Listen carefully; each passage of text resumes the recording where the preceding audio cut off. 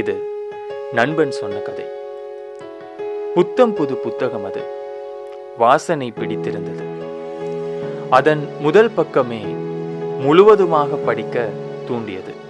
இதுவரை உணரா ஆறுதலும் அமைதியும் அதன் பழக்கம் தந்தது.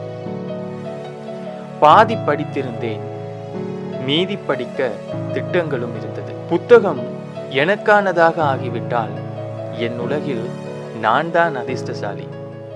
அன்று அந்த புத்தகத்தை காணவில்லை. மீண்டும் வரும் என்று காத்திருந்தேன், வரவே இல்லை.